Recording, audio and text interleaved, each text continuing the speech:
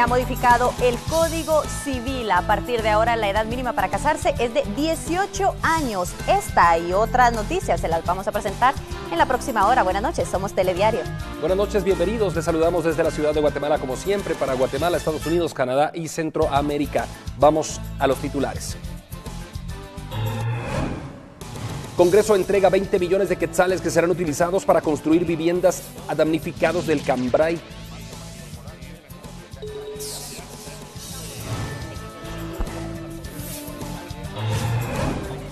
Nueva jornada de violencia en transporte público. Sicarios atacan unidad en diferentes zonas de la ciudad. Modificación a Código Civil establece que edad mínima para casarse es de 18 años.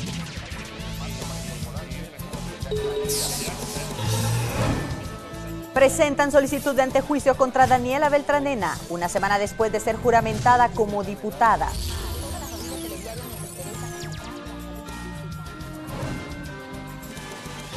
Con 112 votos a favor, Congreso aprueba ley de tarjetas de crédito. Nueva normativa regula, entre otras cosas, cobro de intereses y prohíbe acoso a usuarios. Mientras tanto, emisores advierten que podrían cancelar 500,000 de tarjetas. Analistas avalan que se regule el servicio. Inglaterra considera que avión ruso siniestrado fue a consecuencia de una bomba. Mientras tanto, investigan si grupo terrorista Estado Islámico estaría detrás del ataque.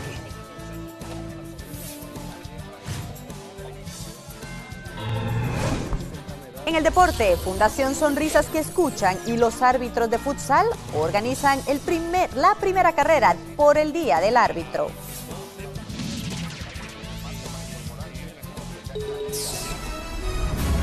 Iniciamos de esta manera. Una semana pasado desde que fue juramentada como diputada al Congreso de la República Daniela Beltranena, y ya existen señalamientos en su contra. El Ministerio Público ha presentado una solicitud de antejuicio en su contra por los delitos de abuso de autoridad y tráfico de influencias por la supuesta creación de plazas fantasma. Quiero decir al pueblo de Guatemala que aquí estoy, soy una mujer trabajadora, una mujer joven que he trabajado desde los 16 años, que seguiré trabajando, seguiré dando el pecho, a pesar de todo, pero si el pueblo es lo que quiere, eso es lo que haremos. Apenas el pasado martes 27 de octubre asumía el cargo como diputada al Congreso de la República, y este jueves las autoridades del país están tras los pasos de Daniela Beltranena, quien es señalada de colocar a conocidos en plazas que no existen en el Estado. Por ello, aunque haya presentado su renuncia el siguiente día de ser funcionaria y por no haber sido ratificada, se presentó un antejuicio en su contra. Una denuncia presentada por la licenciada Iris Ortiz ante la Fiscalía de Delitos Administrativos, en donde considera que hay plazas fantasmas, específicamente en aeronáutica civil, en donde presuntamente esas plazas fueron colocadas por Daniela Beltranena y que las personas nunca se han presentado a trabajar, devengando salarios entre 16,000 y 29,000 quetzales. Ese es el hecho exactamente. La denuncia fue presentada el 15 de mayo de este año. La parlamentaria del Partido Patriota debe presentar pruebas que demuestren lo contrario a los señalamientos en su contra. En tanto, la solicitud de antejuicio fue remitido al Juzgado Tercero del Ramo Penal para luego pasar a la Corte Suprema de Justicia y de ahí determinarse si se da trámite. Beltranena dijo que decidió renunciar al cargo de ser parlamentaria por las críticas que le han hecho de su acercamiento con la exvicepresidenta Roxana Valdetti, procesada por el caso La Línea. Telediario, información actual. La diputada del Partido Patriota se defendió de los señalamientos en su contra e indicó que mantiene en firme la decisión de renunciar a su curul, tal y como lo informó la semana pasada.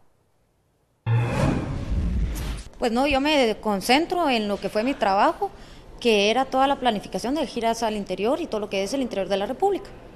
En eso yo me concentro en mi trabajo. De ahí no le podría decir más de lo que hayan dicho, ¿verdad? ¿No existía tal influencia? No, para nada. Concentrarme, mi asesoría es técnica y ahí se concentra. Yo soy asesora, nunca firmo, nunca hago nada, y serán ya los medios legales que dictarán lo que estoy haciendo. Ni autorizaciones, eso es importantísimo, yo no firme nada. Bueno, tenemos aquí presente mi abogado, cuáles son las pruebas de descargo que tenemos, que ya están presentadas ante la Fiscalía de Asuntos Administrativos. ¿Es administrativo? Yo presenté mi renuncia el día 26 de octubre y mi renuncia está firme. Yo ya la presenté y estoy esperando a que la Junta Directiva la conozca y el Pleno la conozca para yo poder ratificarla. No importa.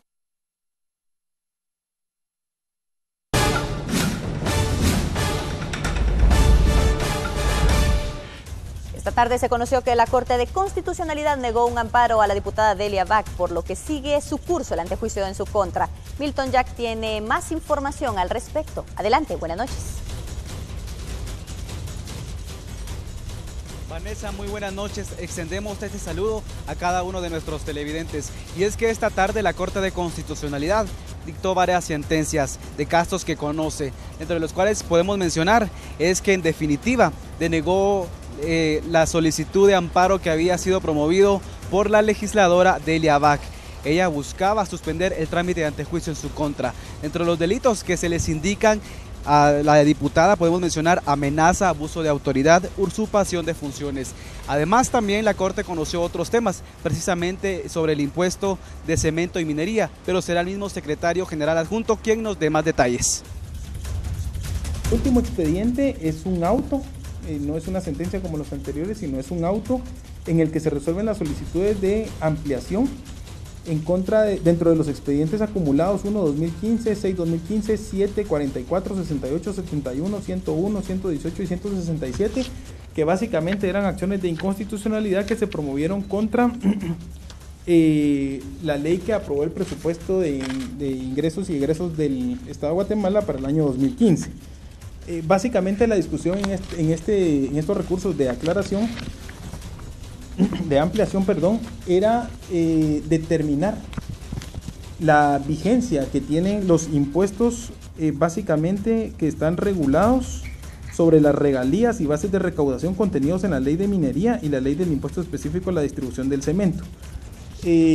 Las normas que fueron declaradas inconstitucionales en la ley que aprobó el presupuesto pues no afectan de ninguna manera a estos impuestos que estaban establecidos en estas leyes, de manera que estos siguen vigentes hasta el día de hoy y sobre los cuales pues existe esta carga impositiva de las cuales la Corte resolvió en este día. Básicamente esas son la información que les tenemos.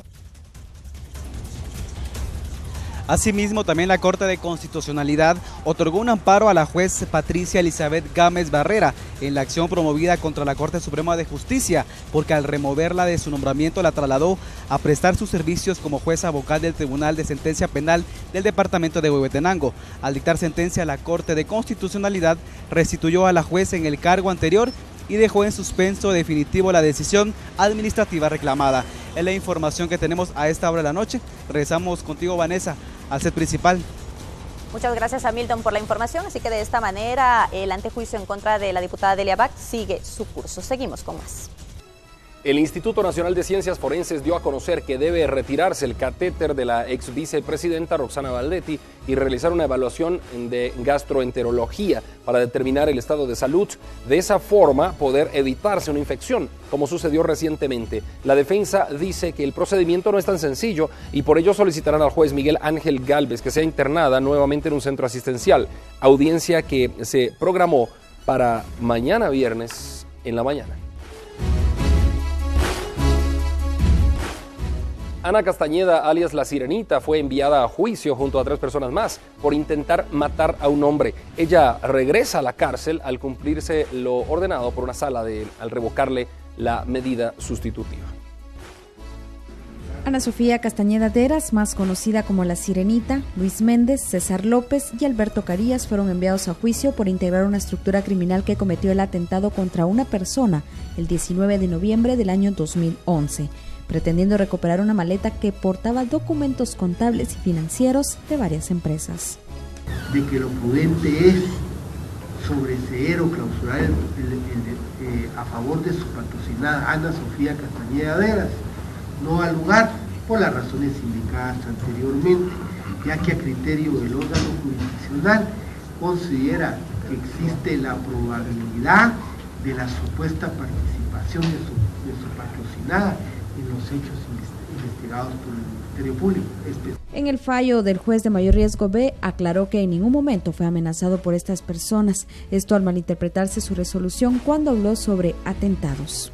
Para que se comprendiera mejor en qué se da este delito de conspiración, puse algunos ejemplos y dentro de esos ejemplos puse, es como que me dijeran a mí que tenía que dictar una resolución de esta y esta forma, ahí donde, así es como yo lo puse. Entonces en ningún momento me están amenazando, aquí ninguno, aquí estamos trabajando en una forma bastante democrática, aquí no ha habido problema. El Ministerio Público recabó la evidencia en un salón que era propiedad de Ana Castañeda Deras, llamado Diva Salón y Spa, y según el ente investigador, ella coordinaba a Luis Méndez, César López y Alberto Carías para cometer dicho ilícito. Por ello esperan que un tribunal conozca este caso. Telediario, información actual. 7 de la noche con 11 minutos. Somos Telediario y tenemos más información. Quédese y entérese de las noticias al volver de la pausa.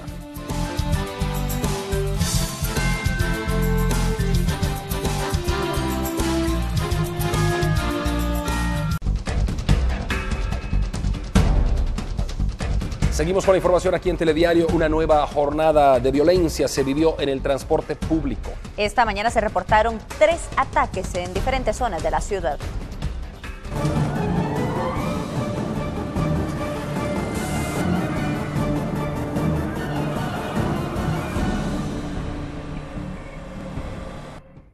El día aún no aclaraba en su totalidad y delincuentes aprovecharon las primeras horas de este jueves para perpetrar 2 ataques armados contra buses del servicio colectivo urbano de las rutas 71 y 65, que dejaron 4 personas con heridas de arma de fuego, entre ellos los pilotos de cada unidad. Ambos ataques fueron originados, según testigos, por tripulantes de motocicletas que dispararon contra los conductores cuando transitaban con pasaje. Un bus colisionó contra un poste del tendido eléctrico en el Boulevard Liberación y el otro fue atacado en el extremo de buses de la colonia Santa Fe. La brigada de bomberos municipales localizan un bus rojo que se dirigía hacia la colonia Santa Fe, zona 13. De este lugar se trasladó hacia la emergencia del Hospital Roosevelt al piloto identificado como Santiago Ramírez Vázquez, de 62 años de edad, ya que él presenta varias heridas ocasionadas por proyectil de arma de fuego. También acudimos a la 9ª avenida 28 calle de la zona 3 de Colonia Santa Fe. De este lugar se trasladó al piloto del bus de la ruta 65, identificado como José David González, de 37 años de edad. Asimismo a un pasajero identificado como Francisco Mucu Cruz, de 27, y otro pasajero identificado como Victorino Isabel Vázquez Velázquez, de 49 años de edad. Estas 2 personas pasajeros presentaban heridas en piernas, así como en los brazos, y el piloto pues en diferentes partes de su cuerpo. El estado de él hasta el momento es delicado. Un tercer ataque se registró en la 3ª calle y 15 avenida de la colonia Jocotales, en la zona 6 capitalina, donde un piloto resultó con al menos 3 impactos de bala en el tórax, como consecuencia del ataque supuestamente directo cuando laboraba. Fue trasladado por paramédicos de bomberos voluntarios hacia el Hospital General San Juan de Dios, y fue por medio de motocicleta que los delincuentes se aproximaron a las víctimas para dispararles. En esta ocasión no se reportaron víctimas mortales, sin embargo los heridos se encuentran en centros hospitalarios para la atención respectiva. Telediario, información actual. Ante los ataques a buses cometidos este día, el Ministerio de Gobernación, en coordinación con el público, intentan identificar a los victimarios. En coordinación con el Ministerio Público, las unidades de investigación y unidades de inteligencia, pues iniciaron ya las diversas acciones encaminadas a la identificación de los victimarios.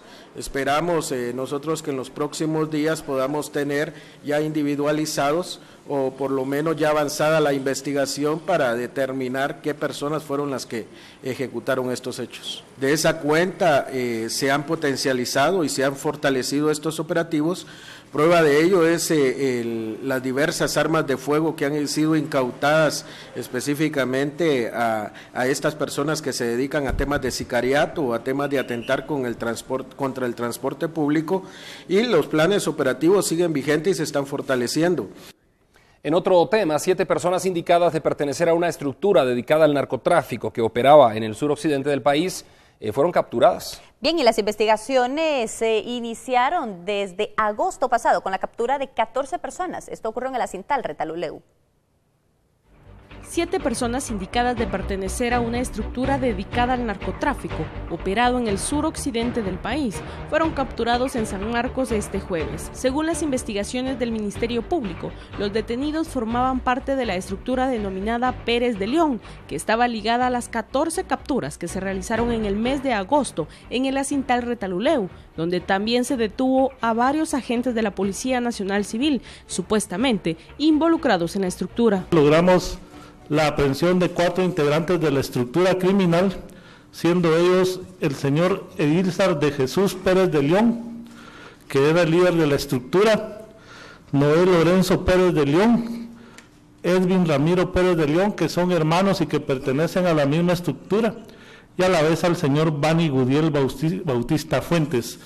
Él es colaborador de la estructura y en muchas ocasiones pues también compra o surte a la estructura de droga. En los inmuebles allanados fueron detenidas otras personas quienes repelieron el trabajo de las autoridades. Se ha determinado que en uno de los inmuebles hay una cantidad de dinero, hay $26,400, y por este hecho en flagrancia va a ser detenida la señora Gracie Leonor Pérez Pérez. A la vez también dentro de los allanamientos ahorita tenemos el resultado de que vamos 7 aprehendidos, se localizaron 49 bolsitas de marihuana, llevamos 2 fusiles o armas largas, 2 pistolas, el dinero que se mencionó y celulares. Se presume que la estructura operaba en Retaluleu, San Marcos y Quetzaltenango. Se utilizaron aproximadamente 30 elementos de la Subdirección General de Análisis de Información Antinarcótico, 36 elementos de la Fuerza Especial FEP, 20 elementos del Comando Antisecuestro de la Policía Nacional Civil, 2 helicópteros de la Fuerza de Interdicción Aérea Antinarcótica y Antiterrorista, tripulada por 16 elementos denominados halcones. Las investigaciones dan cuenta que la droga era trasladada a los países de Norteamérica. Telediario, información actual. Un deterioro nutricional en niñas evidencia un estudio realizado por el Grupo de Análisis Estratégico para el Desarrollo y el Consejo Económico y Social de Guatemala. El Grupo de Análisis Estratégico para el Desarrollo y el Consejo Económico y Social de Guatemala presentaron el estudio sobre los cambios nutricionales y evidenciaron cómo este problema puede afectar a los niños que ingresan a las escuelas públicas por primera vez. La desnutrición afecta tremendamente en la sobreedad y que esto se vuelve irreversible. El niño que ya entra con sobreedad va a continuar en el resto de su vida escolar con ese problema. El estudio también se enfocó en conocer los resultados de la investigación social que, según estimaciones de la CESAN, superan los 5,000 millones de quetzales al año en el combate de la desnutrición. Eso incluye los programas sociales que al parecer no están dando el resultado esperado. La reducción de 1.7% puntos porcentuales que presentó el gobierno, no hay evidencia estadística que soporte que una mejora ni tampoco que empeorar. Lo mismo ocurre en desnutrición crónica y también con desnutrición global, que había una aparente mejora, pero no es significativa, no es importante. Es decir, no parece no haber cambiado. Sin embargo, ya cuando entramos a analizar la ventana de 2010, vemos que hay evidencia, aunque más débil, de que hay un deterioro en las niñas. En la ventana de los 1000 días, al menos 4 puntos. Mientras tanto, representantes del Consejo Económico y Social de Guatemala hablaron sobre la repercusión que tiene en la productividad, refiriendo que en el país hay buenas estrategias, pero que aún no se logran poner en práctica como debe ser. Telediario, información actual. Ahora es el Hospital Roosevelt, pero podría ser también el San Juan de Dios el que cierre sus puertas a partir de la próxima semana a la consulta externa. Esto es según un pronunciamiento de representantes del sindicato. La mayoría de empleados operativos de ese centro asistencial, debido a la carencia de medicamentos y de insumos, podrían tomar la decisión de cerrar, y sería una medida de presión más que se sumaría para que la cartera del Tesoro le traslade al Ministerio de Salud Pública los recursos necesarios para paliar la crisis en los centros asistenciales.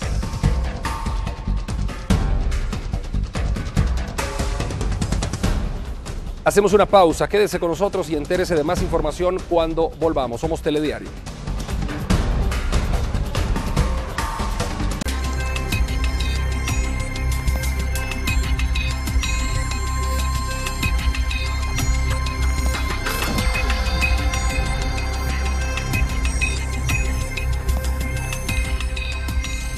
Seguimos con más información. Con 112 votos a favor, el Congreso de la República ha aprobado la ley de tarjetas de crédito. Bueno, y con esta iniciativa se regula, entre otras cosas, el cobro de intereses y se prohíbe el acoso a los usuarios.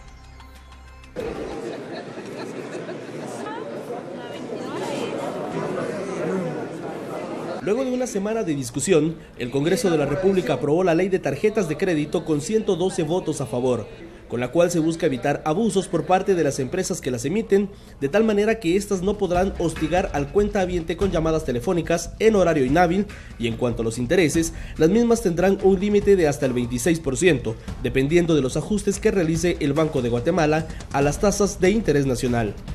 Además de ello, el banco que emite estará obligado a dar una inducción al cliente para el buen uso de las tarjetas de crédito. Asimismo, deberán aumentar el tamaño de letra de los contratos para que pueda ser legible sin complicaciones. Se logra aprobar la ley de tarjetas de crédito, se regula para que cabalmente no exista el abuso y se haga justicia también en base a de que muchos usuarios de las tarjetas de crédito pues han tenido dificultades bastante serias, y esto obviamente nosotros como congresistas no podemos dar la espalda. La aprobación del decreto 7/2015 se hizo 3 años después de haber presentado 2 iniciativas distintas por diferentes legisladores, pese a que algunos presentaban inconformidades. No, porque el mercado es el que establece las tasas de interés, es decir, hay una franja entre 13% que cobran unas hasta 70% que cobran otras. Pero en este caso el tarjetaviente debe escoger aquella tarjeta que le ofrezca mejores condiciones. Es el mercado, el libre juego del mercado lo que establece las condiciones de las tarjetas. Por eso nosotros votamos en contra de ese artículo en particular. El libre mercado está comprobado que funciona. O sea, la oferta no equitativa. Es que el mercado se regula solo, no necesita leyes para normarlo. A pesar de las oposiciones, la ley se ha creado y ahora entrará en vigencia 3 meses después de ser publicada en el Diario Oficial. Telediario, Información Actual. Los emisores no están de acuerdo con la aprobación de esta ley. Consideran que tendrán que eliminar varios beneficios que, según ellos, actualmente están recibiendo los tarjetavientes.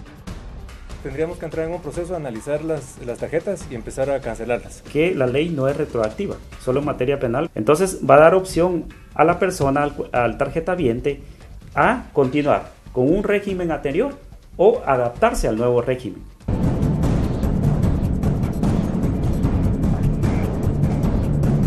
Tras la aprobación a la nueva ley de tarjeta de crédito, surgen diferencias en criterios sobre los beneficios reales al usuario y el impacto financiero y fiscal.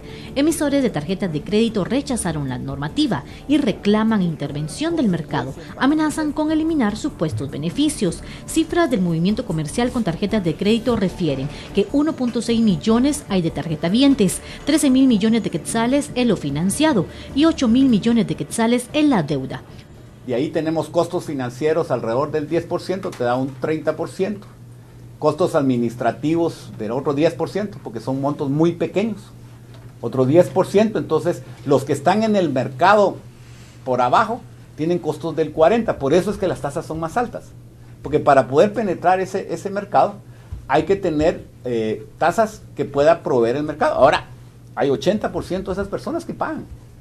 Por eso es que la intermediación financiera debe dar la libertad a que los agentes financieros lleguen a las personas, porque al final una tasa tope que no refleja el mercado, pues básicamente los intermediarios financieros se van a ir saliendo. El tarjetaviente está pagando aproximadamente el 60-70%.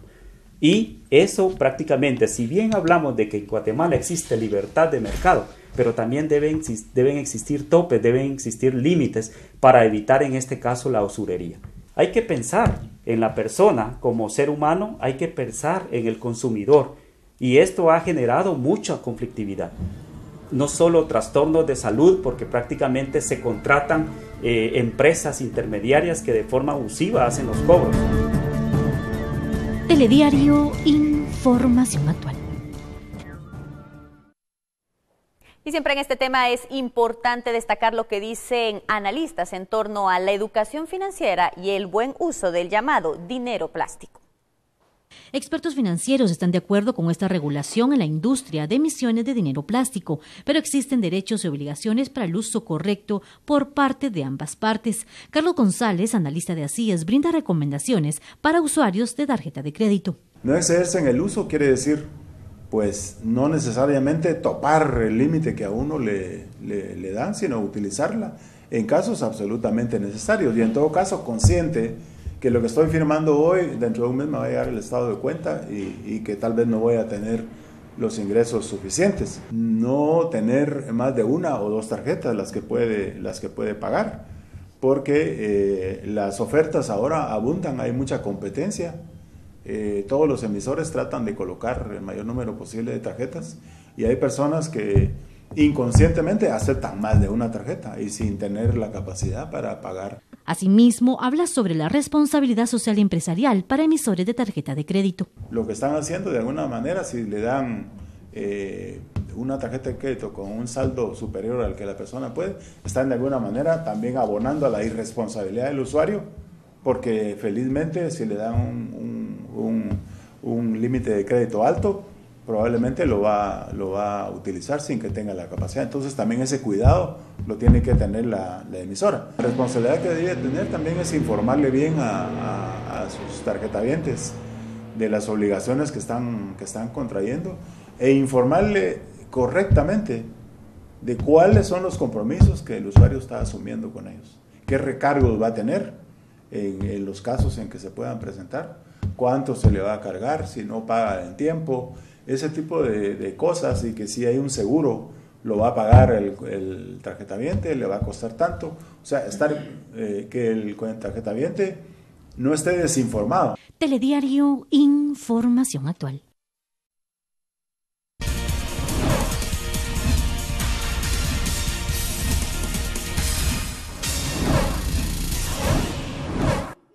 ¿Cómo están? Una muy buena noche. Llegó el momento de los deportes en Telediario. Iniciamos rápidamente. Este domingo 8 de noviembre se realizará la primera carrera del Día Internacional del Árbitro. El próximo domingo 8 de noviembre se realizará la primera edición de la carrera del Día Internacional del Árbitro, organizado por los referees de futsal en conjunto con la Fundación Sonrisas que Escuchan. Así lo dan a conocer los organizadores. Atendemos niños y adultos, hacemos exámenes de audición, adaptamos audífonos, vamos a escuelas a hacer las audiometrías o a revisar los oíditos de los chiquitos, tenemos también servicio en la clínica, en fin, hacemos una serie de actividades para promover la salud auditiva en toda esta población. Estamos muy agradecidos y muy contentos con nuestros amigos los árbitros, quienes nos buscaron para decirnos que pues en conmemoración del Día Internacional del Árbitro querían hacer una recaudación de fondos en beneficio de esta población y lo querían hacer a través de nuestra fundación, y ahí es donde nace esta alianza. Ellos se han motivado mucho de ver nuestro trabajo y se han incorporado mucho a nuestras actividades, nos han acompañado algunas de ellas y ha sido muy motivador para ellos, para nosotros, para los niños, ver pues a árbitros ahí, en fin, ha sido una alianza muy bonita. A partir de las 7 de la mañana daremos el banderazo de salida. A toda esa gente que aún no se ha inscrito, la invitamos que se pueda acercar con nosotros. Los puntos de venta para las entradas están en agencias de Interbanco. Nosotros pensamos también de que el árbitro también tiene, por decirlo así, sentimientos también. Es una persona, es un ser humano, y en este caso pues deseamos apoyar, deseamos hacer una acción social, y pues de la mano con la fundación creo que alternamos una mancuerda bonita y creo que lo lograremos, ¿no? Hablemos de la Liga Nacional. Recién ayer vimos partidos más que interesantes. El hecho es de que Petapa ganó el local. Eso significa que Shela pone en riesgo ese primer lugar, tomando en cuenta que Comunicaciones ya saltó a la segunda posición. Municipal ganó, Suchi no pudo como local. Resultados que ponen más interesante la próxima jornada. Y es que se juega en cuestión de unos días la fecha 18. Este sábado 7 y domingo 8 se realizará la jornada número 18 del fútbol guatemalteco, quedando así los encuentros para el día sábado a las 8 de la noche. El equipo de Marquense recibe al equipo de Petapa. También a las 8 de la noche el día sábado, Xelajú Camposeco enfrentará al equipo de Comunicaciones. Para el día domingo la jornada se traslada cuando a las 11 de la mañana el equipo de Mitlán recibe al equipo de Malacateco. También a las 11 de la mañana Municipal recibe al equipo de Guastatoya. A las 11 de la mañana con 5 minutos, siempre del día domingo, la Universidad de San Carlos enfrentará al equipo Venado de Suchitepeques. Y para el día domingo, cerrando la jornada a las 3 de la tarde, Cobán Imperial enfrentará al equipo de Antigua GFC. Estamos de regreso con más información. Una modificación al Código Civil establece que a partir de ahora la edad mínima para casarse es 18 años. Mientras se desarrollaba el Pleno de Diputados este jueves, inesperadamente ingresó una moción privilegiada con la que se modificó la agenda y de inmediato se dio paso a conocer la iniciativa de ley 4746, la cual se convirtió en ley tras 1 hora y media de debate. Dicha iniciativa consistía en modificar algunos artículos de los códigos civil y penal, en los cuales se busca incrementar la edad para contraer matrimonio, ya que anteriormente estaba en 14 años para la mujer y en 16 para los hombres. El Congreso aprueba la ley donde se prohíbe que hayan matrimonios menores hacia los 18 años. En este caso, pensando en que existen a veces unas prácticas hasta de semi-esclavitud hacia sobre todo las niñas, cuando las hacen casarse en contra de su voluntad o en contra de su conciencia, para que ellas pues puedan tener una vida, digamos, más digna y evitar que hayan a veces los abusos y que hayan pues muchas situaciones. El diputado que promovió la iniciativa se refirió al apoyo recibido. Y hoy, a siglo y medio, el Congreso ha hecho lo correcto. No es posible concebir que una niña de 14 años muchas veces sea obligada a someterse al yugo, muchas veces de un hombre que le triplica y le cuadriplica la edad y que lo único que hace es explotarla, negando su condición de mujer y sus derechos más inalienables. Por eso, señores representantes, la votación del día de hoy dignifica a la mujer en Guatemala. Estamos haciendo lo que debíamos de haber hecho hace siglos. Telediario, información actual. Hubo reacciones por parte de organismos internacionales que desde hace meses promovían las modificaciones al Código Civil en el tema de matrimonios en menores de edad. Al hablar de niños de 14 o 15 años es pensar en adolescentes yendo a la escuela o disfrutando de actividades recreativas. Sin embargo, en Guatemala cada año hubo miles de casos de niñas que eran obligadas a contraer matrimonio antes de que se regularan las excepciones del Código Civil. Países que anteriormente modificaron sus legislaciones hablan de los resultados. Quizás más complejo es lograr la implementación de la ley, cambiar los usos y costumbres, garantizar que la educación de las niñas y las adolescentes sea un privilegio que no sea cuestionado de ninguna manera, lograr que sean reconocidas como sujetas plenas de derechos, que su relación con los niños y los adolescentes sean como pares, es un asunto que nos tiene que obligar a trabajar con mayor ahínco. Por varios meses, representaciones de organismos internacionales presionaron para que se lograran estas reformas. Significa un desequilibrio de poder dentro de la relación y la niña no es una decisión de la niña y después ella tiene que asumir el rol de madre, de mujer, de esposa, que no tiene la madurez realmente de hacerlo, físicamente, mentalmente. Hay que parar la educación y quedarse sin oportunidades por su crecimiento social, económico, mental. De que los niños y las niñas deben ser niños y niñas hasta los 18 años. El Estado debe invertir en su desarrollo y que a partir de los 18 años ellos estén en mejores condiciones para decidir sobre la base fundamental de su vida, que es tener o no una familia. Se espera que tras las modificaciones se pueda tener la capacidad de la implementación. Además, se tienen expectativas en los resultados en cuanto a la salud reproductiva y la disminución de embarazo en menores de edad. Telediario, información actual. Hablemos ahora sobre las leyes de inversión y empleo. Y es que expertos consideran que algunas iniciativas de ley presentadas solo favorecen a los empresarios y por ello piden hacer un análisis minucioso. Guatemala al borde de otra crisis, esto debido a la polémica que continúa generando las propuestas de ley respecto al tema de inversión y empleo. Recientemente el actual ministro de Economía, Jorge Méndez Gerbruger, respaldado por integrantes del sector empresarial, dio a conocer una propuesta nueva en torno a dicha normativa. Es de mencionar que a la fecha ya son varias las enmiendas que continúan engavetadas dentro del Congreso de la República que hablan de este tema. Si vamos a regenerar la industria textil guatemalteca con otras herramientas, entonces podemos darle un cauce temporal de tratamiento, pero no más actividades que esas, ¿verdad? Que no comiencen a entrar, que los call centers, que la telefonía, que los ingenios generadores, eso ya es un abuso de la ley. Lo único que van a hacer es desvirtuarla como sucedió con las otras leyes. Para los expertos en temas económicos es necesario un análisis meticuloso de la propuesta en mención. Podría haber un análisis y cerrar mucho la introducción de otras actividades económicas.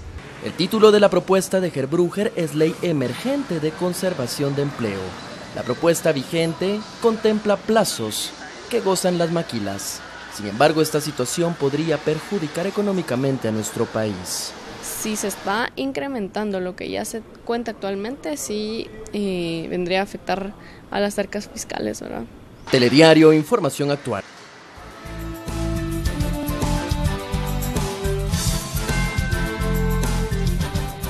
De los damnificados del Cambrai. Y el dinero fue entregado a los ministros de la Defensa, Comunicaciones y Finanzas. A través de una reunión de jefes de bloque, el Congreso de la República entregó el decreto en el que consta la donación de 20 millones de quetzales que serán utilizados para la construcción de viviendas para las familias damnificadas del Cambrai. A pesar de que no se tenían los recursos, nosotros ya avanzamos mucho en lo que es ahorita el proyecto, la urbanización. Estamos trabajando las 24 horas, Cuerpo de Ingenieros y Ministerio de Comunicaciones, pues ya de una semana para acá ya el panorama ha cambiado en la urbanización. La licencia que tenemos es provisional, pero nos permite hacer ese movimiento de tierras. Y pues igual el presidente nos pidió esas fechas para que estuvieran hechas las viviendas. En el acto participaron los ministros de la Defensa Nacional, de Comunicaciones y de Finanzas, quienes serán los encargados del manejo de los fondos bajo la fiscalización de la Contraloría General de Cuentas.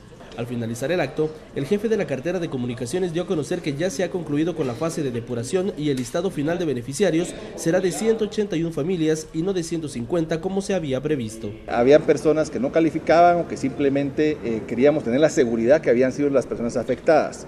Hasta el día de hoy tenemos que son 181 unidades de vivienda las que se necesitan para ser reemplazadas por las que se perdieron en la catástrofe. O sea que van a ser 181 familias las que van a ser los beneficiarios y ya está definido como tal. El funcionario añadió que el restante de viviendas será construido con donaciones de empresas privadas. Telediario, información actual. Por octava ocasión se realizará el tan esperado evento que hace un homenaje a la arquitectura del centro histórico de la ciudad. Y según las autoridades de la cartera de Cultura, esta actividad pretende poner en alto el nombre de nuestro país.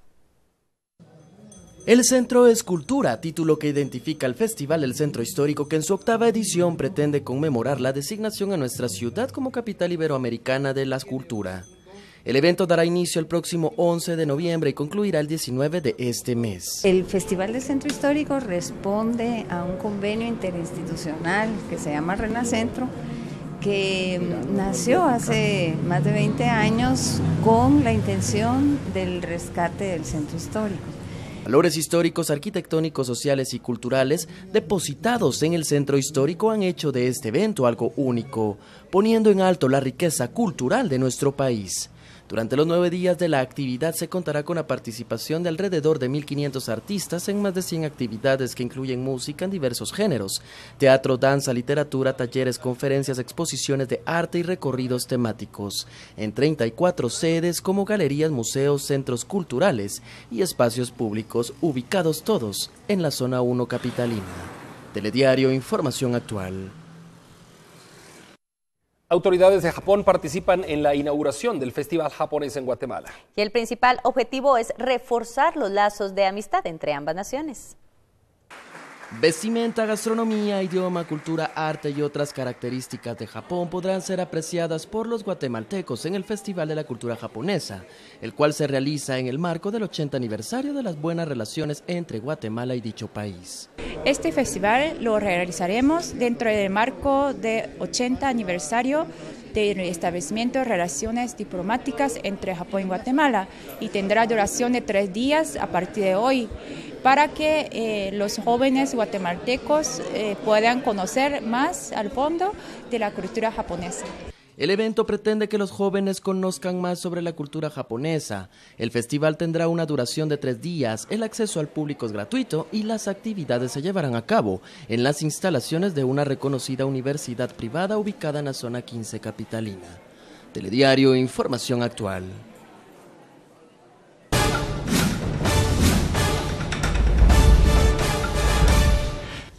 Pues entrega un galardón a lo mejor de la producción guatemalteca 2015 por la Escuela de Comunicación de la Universidad de San Carlos de Guatemala. Así es, este galardón lo recibe Antonio Reyes, un orgullo de nosotros aquí en Telediario. Vamos con Milton Jack a la unidad móvil. Adelante, Milton. André y Vanessa, muy buenas noches y extendemos de nuevo este saludo para cada uno de nuestros televidentes. Y es que esta tarde la Escuela de Ciencias de la Comunicación de la Universidad de San Carlos de Guatemala realizó un homenaje precisamente destacando a personalidades que han sido un ícono precisamente en los medios de comunicación. Dentro de ellos se encuentra nuestro compañero y amigo Antonio Reyes, mejor conocido como Don Tonito.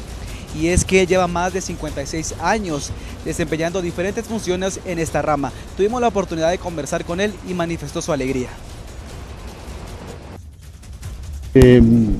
Comenzando con la juventud, que fue parte de que me pidieron que yo estuviera en esto, entonces me agradó que ellos tengan el interés también de mejorar o de aprender bien o mejor lo que es la cámara, lo que es el periodismo, lo que pueda hacer también la locución, lo que pueda hacer en tu trabajo, porque todo se concreta en la televisión, que debe de ser a esas alturas ya bastante profesional. Tal vez lo que más recuerde, no, pero lo que sí les puedo decir es que por medio de la cámara tuve la suerte de conocer América del Norte, América del Centro y América del Sur, que por mi cuenta jamás hubiera podido viajar. Y es que Don Tonito ha sido camarógrafo, jefe de camarógrafo y también operador de las diferentes unidades móviles de la corporación Albavisión. No resta más que unirnos a la alegría de recibir ese reconocimiento. Es mi reporte a esta hora de la noche. Regresamos con ustedes al set principal, Andri y Vanessa.